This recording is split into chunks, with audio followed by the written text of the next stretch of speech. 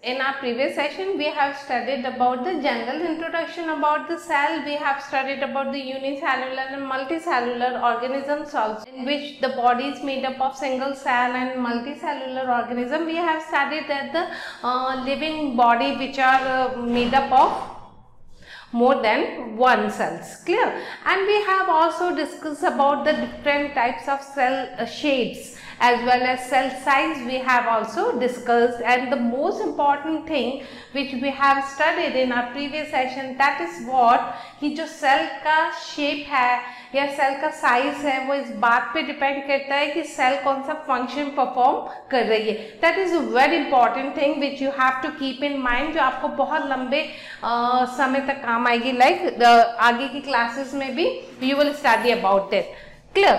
So when we talk about the cell, clear, in previous section we have also studied about the types of cell which was based on the number, but here we will study about the types of cell, clear. This type of cell which we are taking is based on the type of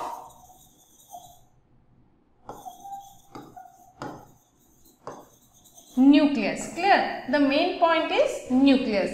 On the basis of the nucleus, we have two types of cell. The first one is prokaryotic cell and the second one is eukaryotic cell, clear. We will study about what is prokaryotic and eukaryotic cells.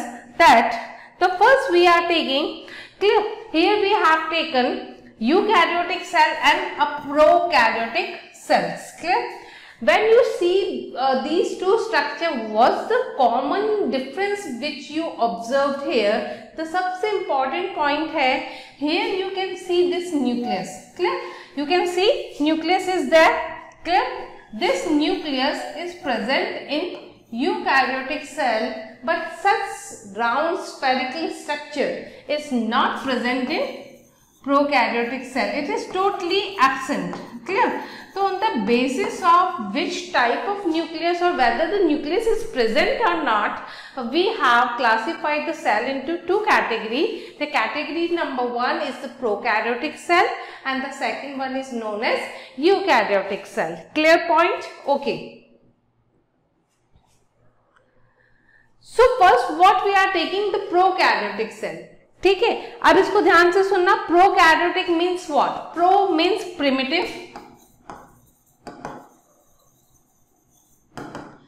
ठीक है, and then karyo. The word karyo means nucleus.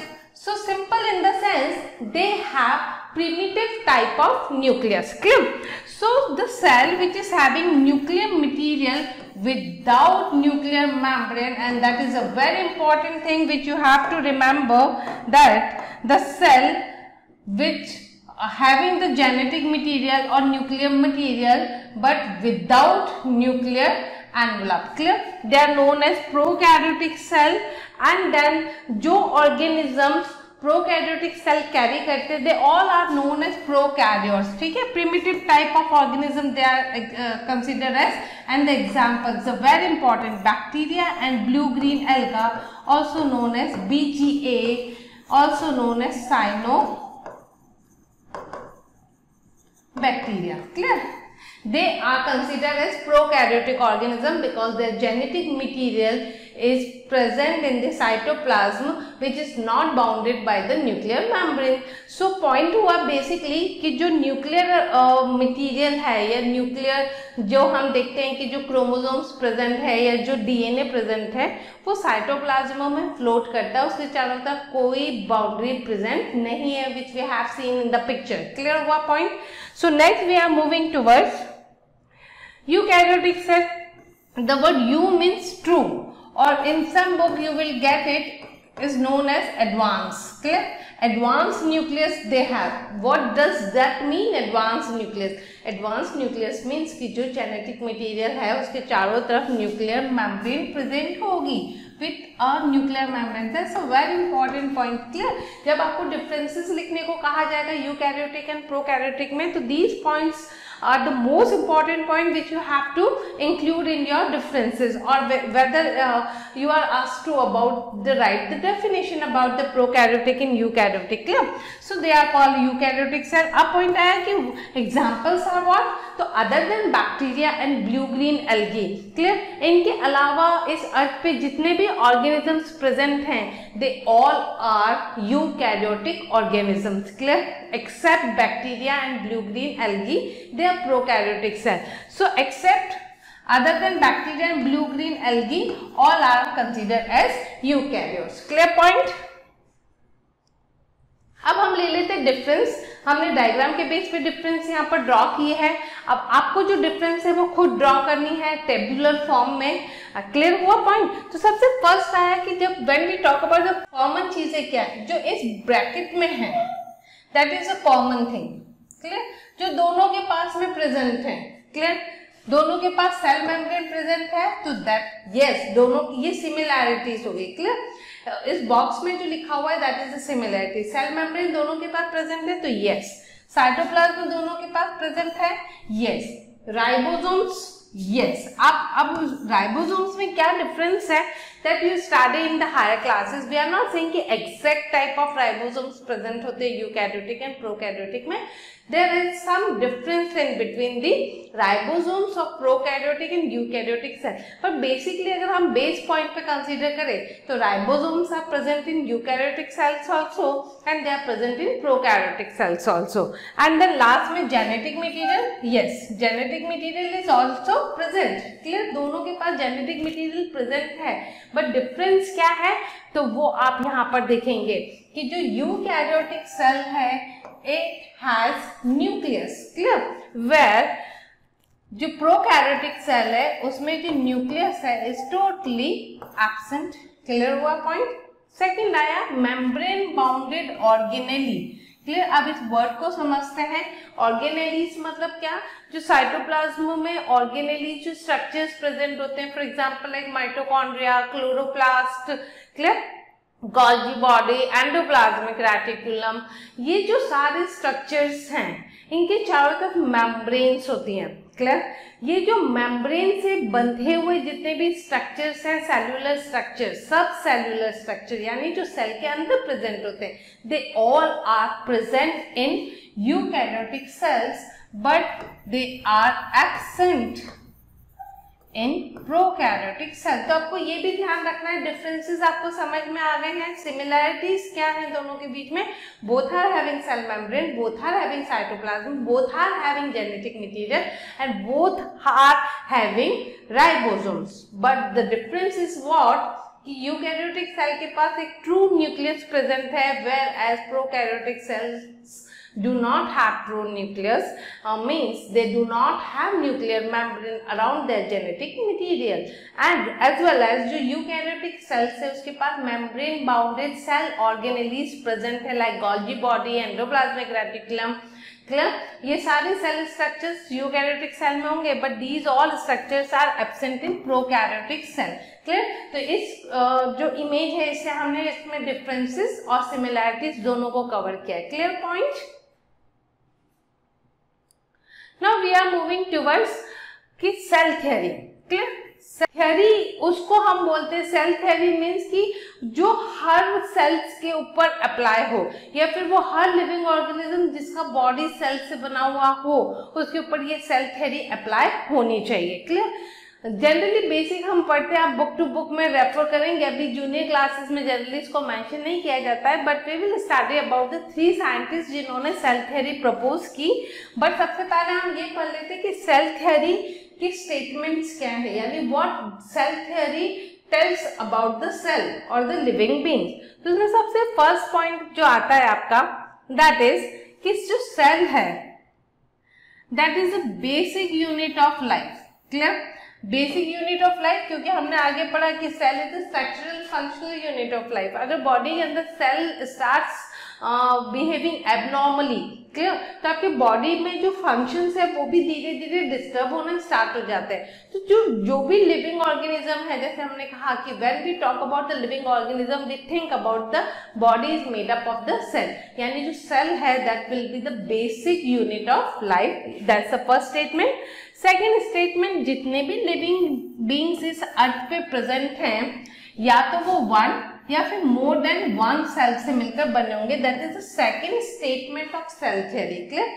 तो जो living organism है they can be unicellular, they can be multicellular, but cells के नीचे वाला जो structure है वो किसी भी लिविंग बीइंग के अंदर प्रेजेंट नहीं होगा एक्सेप्ट वायरस, क्लियर। आपको यहाँ पर ये बात याद रखनी है कि जो सेल थ्योरी है ये वायरसेस के ऊपर अप्लाई नहीं होती, क्योंकि जो वायरसेस है उसको हम ना तो लिविंग एग्जैक्टली बोल सकते हैं, ना ही हम उसको नॉन लिविंग कंसीडर कर सकते।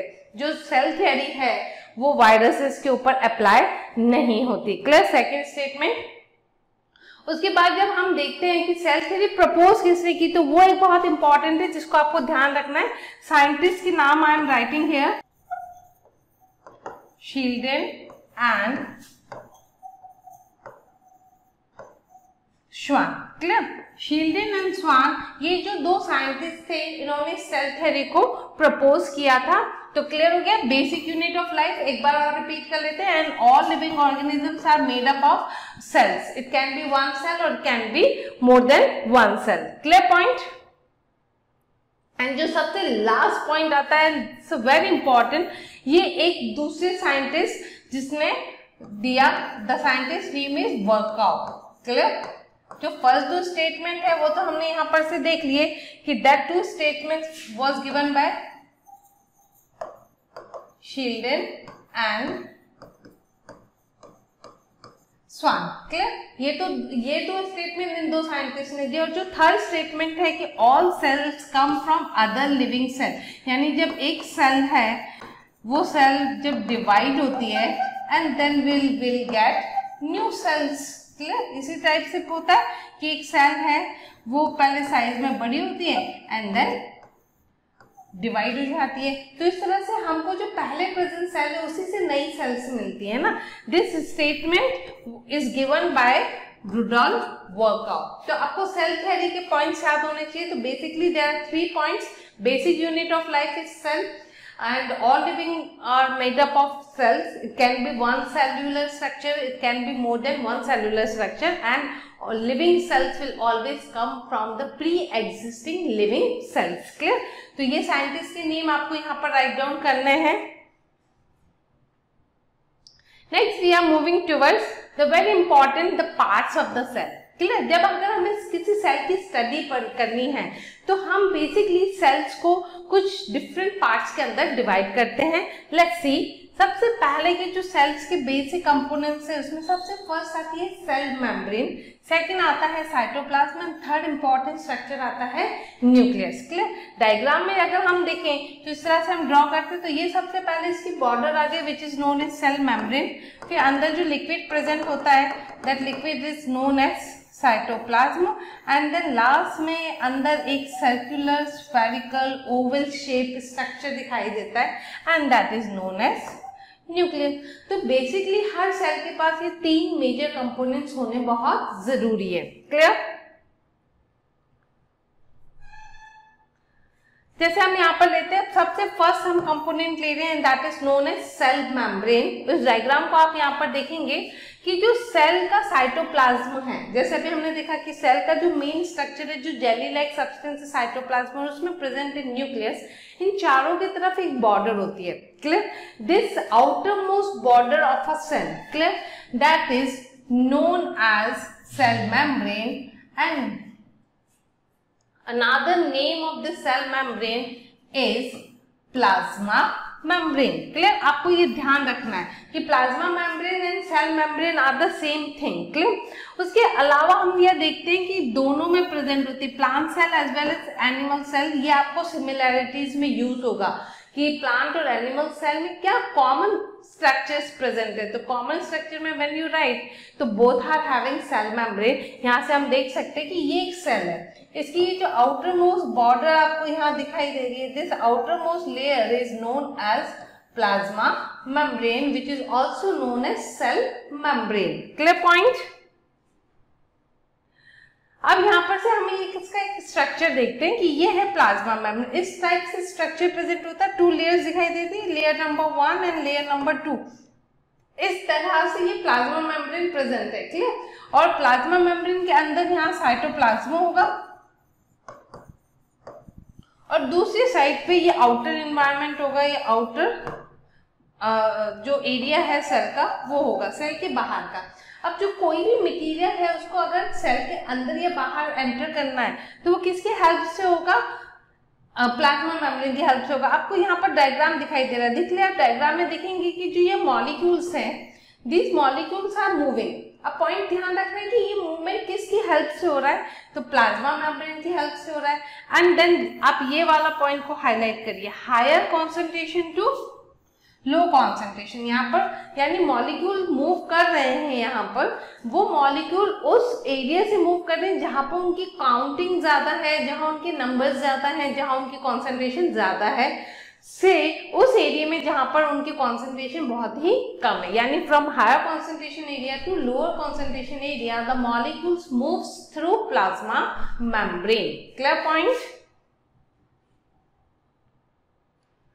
Let's see functions of plasma membrane। ये आपका सीधा क्वेश्चन फॉर्म होगा कि write the 1 or 2 functions of plasma membrane। तो सबसे इम्पोर्टेंट पॉइंट क्या होता है कि हम अपने घर में बॉर्डर बनवाते हैं ना, बाउंड्री बनवाते हैं अपने घरों की।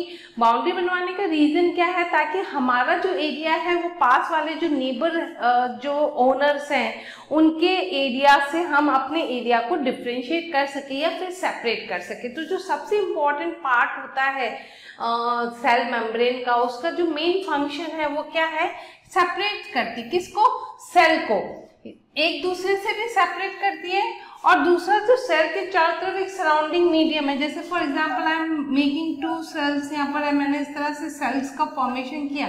तो ये जो सेल मेम्ब्रेन है ये एक सेल को दूसरे सेल से तो सेपरेट करती है, पर सेल के चारों तरफ कुछ मटेरियल भी प्रेजेंट होता है। इस मटेरियल की हेल्प से भी जो मटेरियल जो है उससे भी सेल को क्या करता है, ये सेपरेट करता है। तो सबसे फर्स्ट आएगा, it makes the outermost boundary which makes the cell separate from other cells. Clear हुआ पॉइंट। सेकेंड आ गया कि ये जो मेम्ब्रेन है ना पोरस है, पोरस इन द सेंस कि अगर आप डायग्राम अगर ड्रॉ करेंगे तो ये इस टाइप से है, ठीक है। इट्स नॉट अ कंटिन्यूअस, इसमें जगह जगह पे ओपनिंग्स प्रेजेंट है।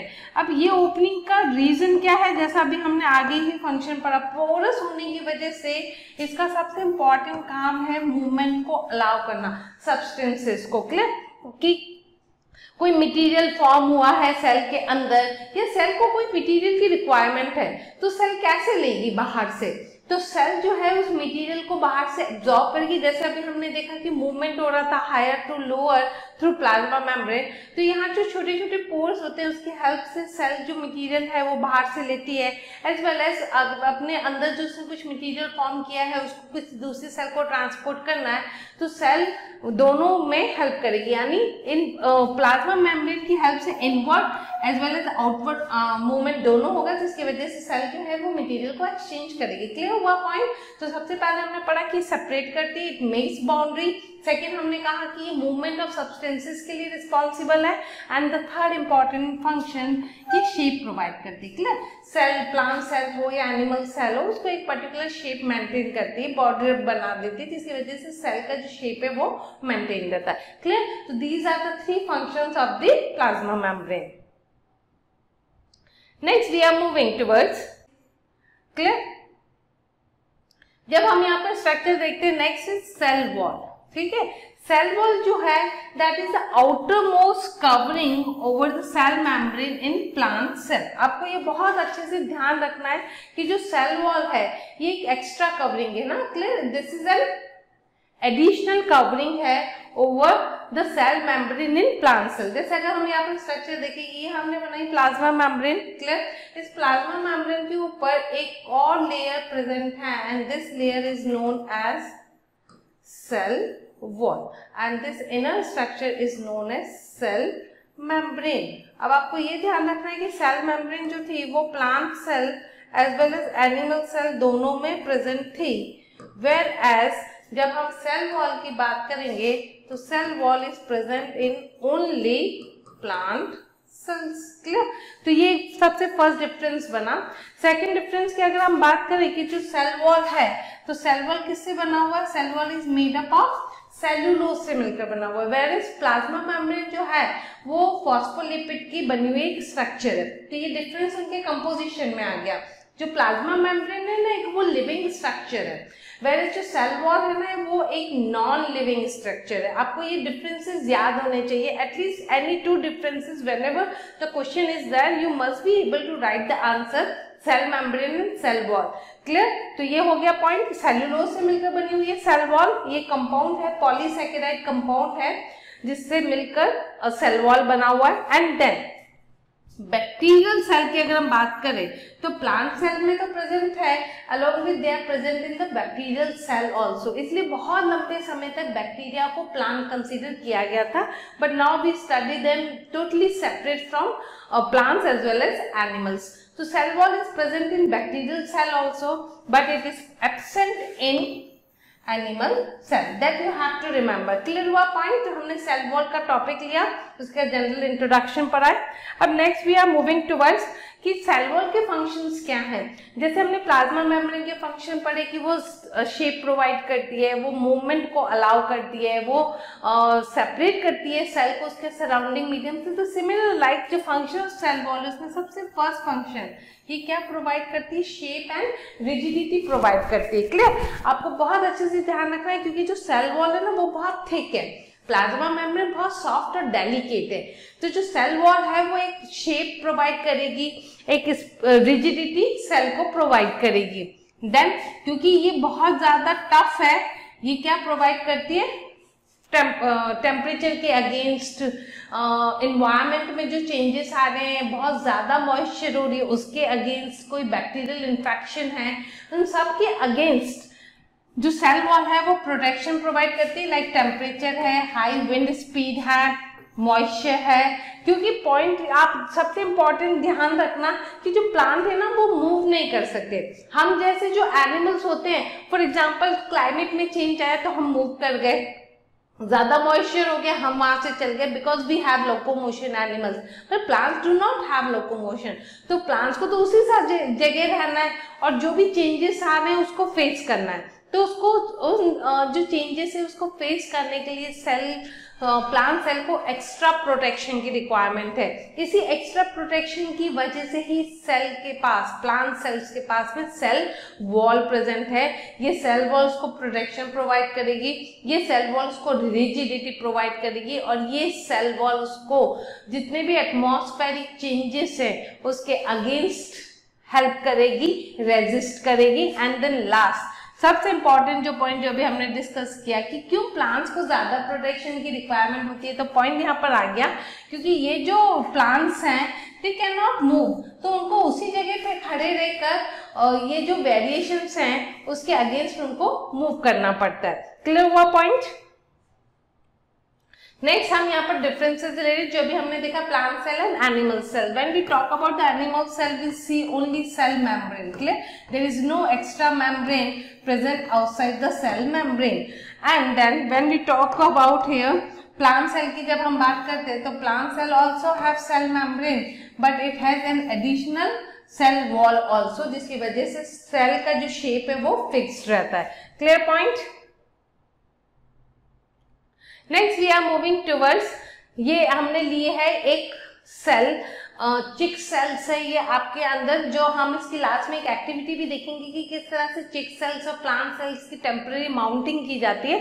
तो ये स्लाइड है, ये एक्चुअल रियल सेल्स हैं और ये सेल्स कैसी दिख रही है उसको हमने यहाँ पर एक पिक्चर में दिया हुआ है। तो जो ये चिक सेल्स हैं, cheek cells means they are the animal cells. तो हमको सबसे लास्ट में क्या दिखाई देती है, सेल मेम्ब्रेन दिखाई देता है, साइटोप्लाज्म दिखाई दे रहा है, and some mitochondria are there and last में we can see nucleus. अगर nucleus दिख रहा है तो ये definitely कौन सी cells है? They are the eukaryotic cells. Clear point? अब हम लेते हैं the second important component that is called cytoplasm. Clear? Cell membrane complete होगी. Now we are talking about the cytoplasm. It's a jelly like substance. Clear? जो cell के अंदर present है, किस किस के बीच में? अगर हम सेल का एक जनरल स्ट्रक्चर देखें तो ये न्यूक्लियस, ये सेल मेम्ब्रेन, और ये बीच में जो स्ट्रक्चर है that is known as jelly like substance which is known as cytoplasm. Nucleus और सेल मेम्ब्रेन के बीच में प्रेजेंट है. जितने भी ऑर्गेनेलीज जो हमने बात की, ऑर्गेनेलीज लाइक एंडोप्लाज्मिक रेटिकुलम हो गया, गोल्जी बॉडीज हो गई, माइटोकॉन्ड्रियाज हो गए, क्लोरोप्लास्ट हो गए, etcetera. Clear? All these structures they are present in this cytoplasm. Clear? Okay, mitochondria, Golgi body, ribosomes etcetera. अब ये आया पॉइंट जो आपने सिमिलरिटी में पढ़ा कि ये दोनों plant cell as well as animal cell दोनों के अंदर प्रेजेंट होते हैं. एंड देन इसका फंक्शन क्या है? ये इसका फंक्शन आ गया जिसको आपको ध्यान रखना है कि इसकी हेल्प से जो सेल है वो डिफरेंट पार्ट्स ऑफ फ्रूट, जो फूड उसने प्रिपेयर किया है या जो मटेरियल उसके पास में, अगर उसको सेल में सब जगह पहुंचाना है तो वो किसके हेल्प से पहुंचाएगी? तो दैट्स द साइटोप्लाज्म. तो साइटोप्लाज्म का मेन फंक्शन यही है कि जो movement of material inside the cell उसके लिए रिस्पॉन्सिबल है. सबसे इंपॉर्टेंट फंक्शन है ये साइटोप्लाज्म का. Clear point? ये हम देख रहे हैं, ये एक पूरी पिक्चर है हमारे पास में जिसके अंदर we can see cytoplasm. Clear? Cell membrane आपको दिखाई दे रही है, सेल ऑर्गेनेलीज आपको दिखाई दे रहे हैं. अगर हम आइडेंटिफाई करना चाहे तो ये रफ एंडोप्लाज्मिक रेटिकुलम है, ये स्मूथ एंडोप्लाज्मिक रेटिकुलम है. You can see mitochondrias are there. आपको बहुत सारे वैक्यूल्स दिखाई दे रहे हैं.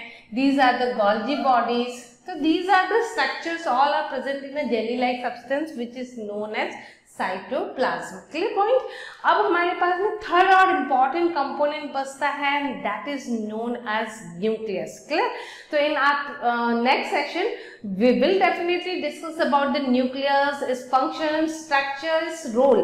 क्योंकि टॉपिक बहुत इंटरेस्टिंग है and quite lengthy also क्योंकि अब you are going to study the first time about the different terminologies which are associated with nucleus. So we will discuss about the types of structure which are present in nucleus in our next session. Thank you so much.